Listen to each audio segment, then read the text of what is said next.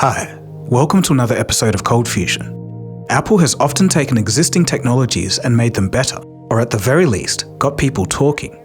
So in recent years, when Apple software became buggy, why does it feel like Apple software has become a complete buggy mess in the past couple of years? I spent the last week or so collecting a ton of examples of Apple software not behaving correctly. I'm talking everything from minor UI glitches to entire applications or features not working altogether. And it's a shame because Apple software used to be one of its main selling points. or just questionably designed in some cases. It's clear that Apple may be starting to over-ripen. Nothing underscores this more than Apple Intelligence, announced last June. It was Apple's take on AI, and a year later, it's still mostly vaporware, and the company was still talking about it in WWDC in June of 2025, like nothing had happened. Apple Intelligence was so bad that there's multiple class action lawsuits against the company for false advertising. You can't just promise something, sell phones based on that thing, and not deliver. That's illegal. The lawsuit states, quote, Apple's advertisements cultivated a clear and reasonable consumer expectation that these transformative features would be available upon the iPhone's release. Contrary to defendants' claims of advanced AI capabilities, the products offered a significantly limited or entirely absent version of Apple Intelligence, misleading consumers about its actual utility and performance. End quote. At the same time, it's frustrating because they promised so much, and yet... MKBHD isn't being dramatic here. A report from the publication The Information in April revealed that many of Apple's most impressive AI demos were staged. We'll get to that. There were a trickle of features rolled out, but they were a half-baked and rushed job.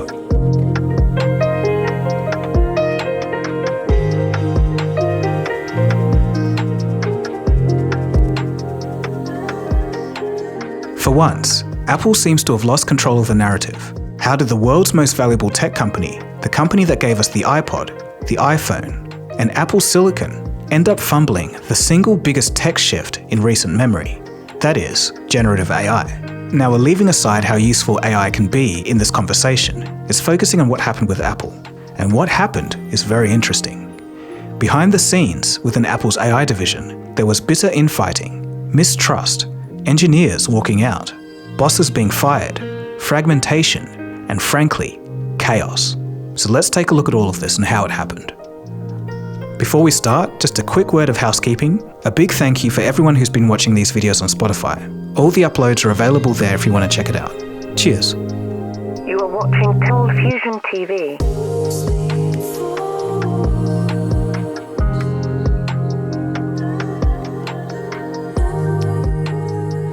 We knew the world wanted a really complete picture of what's Apple thinking about the implications of Apple Intelligence and where's it going.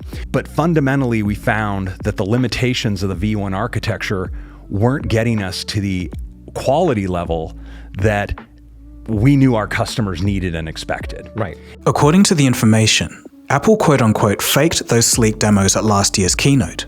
They weren't running on real devices, and even some of Apple's own engineers had never seen them work in practice.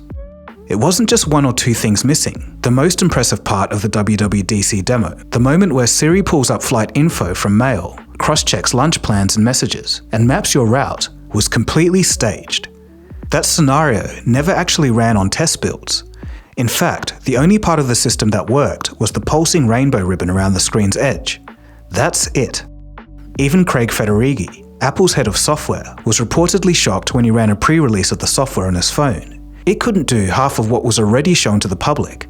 In addition to this, in the campaign for the iPhone 16, Apple Intelligence was all over advertisements, from TV to online media to billboards. Advertising a phone whose main feature didn't even exist isn't a good look. And let's not forget, a lot of what was shown off in the Apple Intelligence demo was actually relying on ChatGPT and not Apple's own model.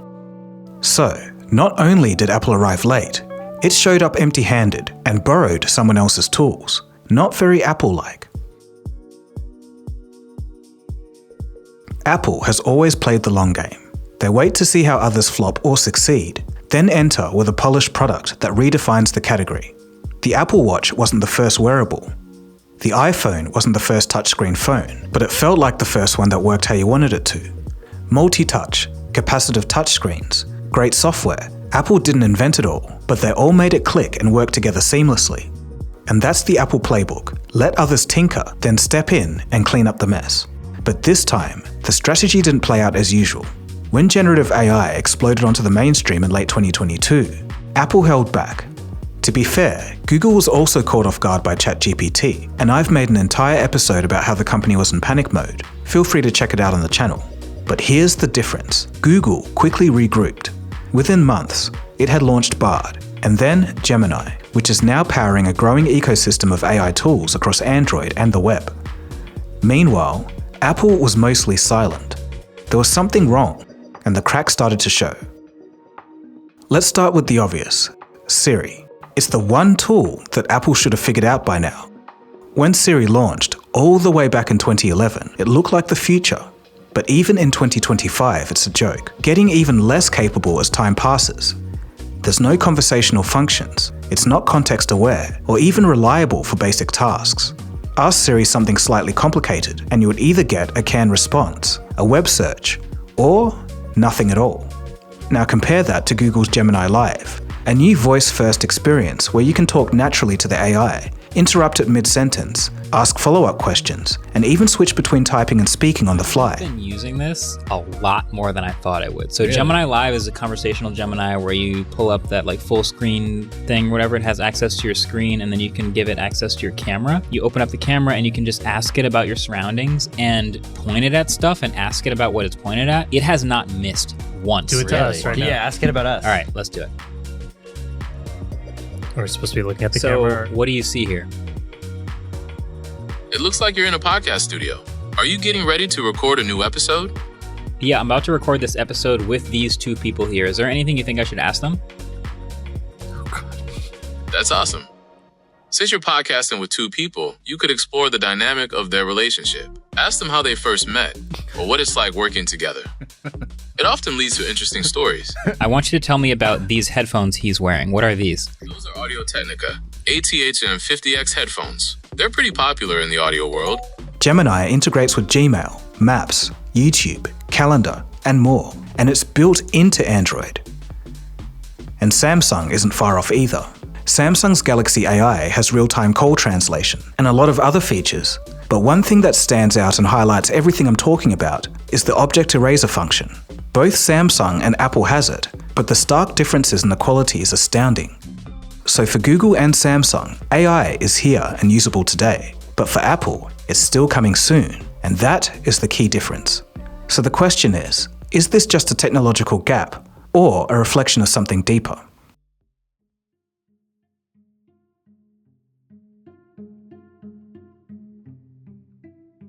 And the biggest thing is they were blindsided when generative AI with ChatGPT and GitHub launched back in 2022, November 2022. I'm told Apple Intelligence wasn't even an idea back then. Why? Well, they missed the boat. There was philosophical disagreement and philosophical disinterest in the topic of artificial intelligence. I write about how Craig Federighi, Apple's senior VP of software engineering, doesn't really believe in these multi-billion-dollar projects. To be fair, this slow car crash of a disaster for Apple isn't just one man or one bad call. It actually stems from years of internal mismanagement, missed opportunities, and a leadership team that just couldn't decide what Siri or their version of AI was supposed to be. So what actually went wrong behind the scenes? To answer that, we have to turn our attention back to Siri again. Back in 2011, Siri wasn't even Apple's idea. It was an app that Apple bought for $200 million. And at that time, Steve Jobs had massive plans for it. But sadly, he would pass away just as Siri launched. And from there, things got really messy. First up was Scott Forstall, one of Jobs' closest allies. He handed Siri over to Richard Williamson, an Apple senior executive. And that move turned out to be not so great. Williamson reportedly clashed with the team and only approved Siri upgrades once a year. Imagine trying to work under those conditions. By 2012, there was the Apple Maps fiasco. Of course, many of you would remember that. The headlines practically wrote themselves. Warped buildings, missing landmarks, and directions that made no sense. The internal fallout from the disaster was swift. Both Forstall, in charge of Apple Maps, and Williamson were shown the door. Maps eventually got better, but Siri? It was put on the back burner. Enter Bill Stacey, a research expert from Amazon brought in to fix Siri. This should have been a turning point, but it wasn't. Instead of a unifying vision, the Siri team fractured, engineers fought over direction, and many just left. By the time SiriKit, Apple's developer tools for Siri, arrived in 2016, Alexa and Google Assistant had already run away, completely stealing the spotlight. Then in 2018, Apple made a big move. They poached John Giannandrea, who ran AI at Google. Finally, it seemed like Apple was getting serious. Giannandrea, or JG as is known inside Apple, took control of Apple's machine learning and Siri efforts. He reported directly to Tim Cook and had full control over Apple's AI strategy. On paper, this was brilliant, a huge deal. In reality, however, things started moving at a snail's pace. Under JG and his top deputy, Robbie Walker, it took 2 years just to drop the "Hey" from "Hey Siri." Walker also poured time into shaving milliseconds off Siri's response time, while reportedly ignoring efforts to improve quality or emotional context. Talk about wrong priorities. Some engineers even began building an LLM-powered empathy layer for Siri, but Walker told them to drop it. They thought this was stupid, so they ignored him and worked with another division behind his back. That alone shows you how fractured Apple's internal culture had become. Meanwhile, Craig Federighi, Apple's head of software, had his own vision and very little faith in JG's team. He quietly formed up a separate AI division inside his own group called Intelligent Systems, then hired hundreds of engineers to essentially do JG's job in parallel. Yep, Apple had 2 competing AI teams inside the same company. And it gets worse. The teams began fighting over resources, direction, and even marketing ownership. JG's division was reportedly nicknamed Aimless by engineers under Federighi. There was even more dysfunction after this, which crippled Siri's progress. But something was brewing. As the internal fighting continued, Siri's development continued to suffer, and in the background, a man named Sam Altman and his team at OpenAI was working on something that would change the world forever. It was, of course, ChatGPT, software that would kick off the large language model boom. It was clearly a big deal, or at least worth looking at the time, but JG downplayed it. He insisted that these models had limited utility. Kind of true, but the thing is, they were vastly more useful than he thought. He would double down, ignoring ChatGPT, and focus on building Siri with internal tools. And eventually they trained 2 models, but to no avail. They still fell short of ChatGPT's performance and reliability. Unfortunately for the Apple AI engineers, they only got half of what they were promised in the 2023 Apple chip budget because Apple's CFO told them to, quote, do more with less. Internally, Apple does have its own data centers with around 50,000 GPUs. Many of them are over 5 years old. As a result, Apple's AI group had to go hat in hand, begging outside providers like Google and Amazon just to get enough computing power. And now you can see, it's no surprise then that Apple Intelligence hit delay after delay. Meanwhile, inside the company, morale has begun to crack. Engineers were frustrated and left in the dark, told to keep building features without knowing what, if anything, was going to ship. Eventually, the vision fell apart, and Apple still had to have something to show, if only for their shareholders. But time was running out. Once the curtains were pulled back, there was nowhere left to hide. All was revealed at the WWDC event in 2024, and to a lukewarm response, but the event was only the start. As the months passed, many began to notice that Apple was an emperor that wasn't wearing any clothes. In March of 2025, the fallout began. As Bloomberg reported, Tim Cook, quote, has lost confidence in the ability of AI head John Giannandrea to execute on product development, end quote. Apple stripped control of Siri from GJ and Robbie Walker. They were replaced by Mike Rockwell, the executive behind the Vision Pro. He's someone known for executing polished, technically complex projects. A good sign, finally. In June of 2025, Apple had their next WWDC keynote, and front and center was once again Apple Intelligence. Viewers were naturally skeptical of when they would actually see these features working on their phones. The issue isn't just about missed deadlines, it's about culture. Apple built its 21st century legacy on simplicity, secrecy, and control. But AI development doesn't work like that. It's messy, open, and iterative. You just don't get a Steve Jobs' famous one more thing moment if you're not willing to experiment publicly, and Apple just wasn't wired for that. So while the rest of the big companies pulled ahead with generative AI, Apple spent years bickering behind the curtain, and now it's cost them some of their reputation. As mentioned, the company was hit with the class action lawsuit, and this was for falsely advertising its AI features. 2 more lawsuits followed in April. And again, it's all just not a good look for the company. So what's the future? So Apple says that Siri will roll out in the fall, with features like personal context, on-screen awareness, and tighter app integration built in. And this time, the executives aren't worrying about another delay. So we'll just have to wait and see how good it is when it all finally comes out.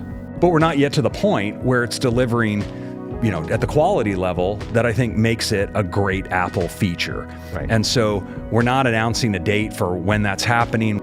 Also at WWDC 2025, Apple announced its biggest software shakeup in over a decade. Every major platform like iOS, macOS, iPadOS, watchOS, and tvOS is getting a major design overhaul. Now, Apple's entire ecosystem is unified, with a glassier look inspired by visionOS. Think transparency, refraction, reflection, and depth, and a whole lot less skeuomorphism. Some savvy commenters on the keynote realized that this might be a way to detract from the glaring failure that was, and still is, at the time of writing, Apple Intelligence. Apple's journey with Siri and AI has been a complex one. While the competition has moved forward, Apple has been fighting amongst itself internally. It really shows a difference in where the company is at today.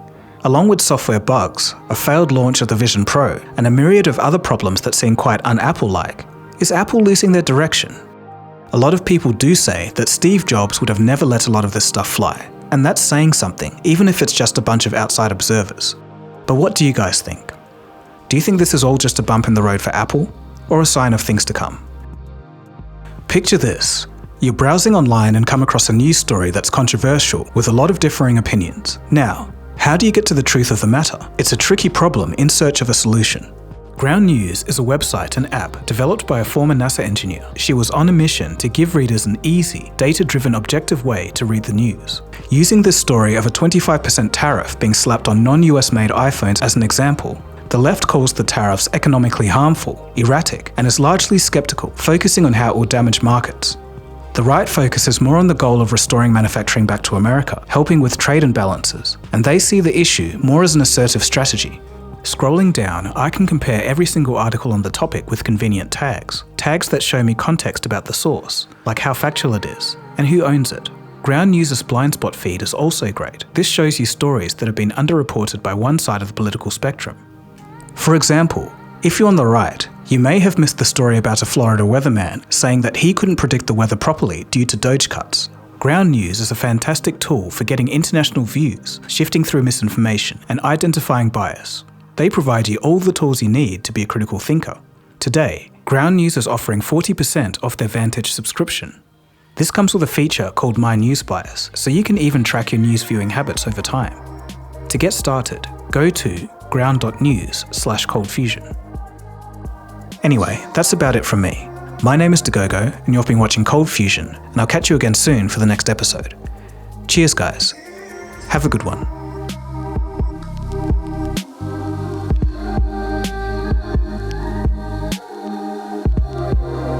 ColdFusion. It's new thinking.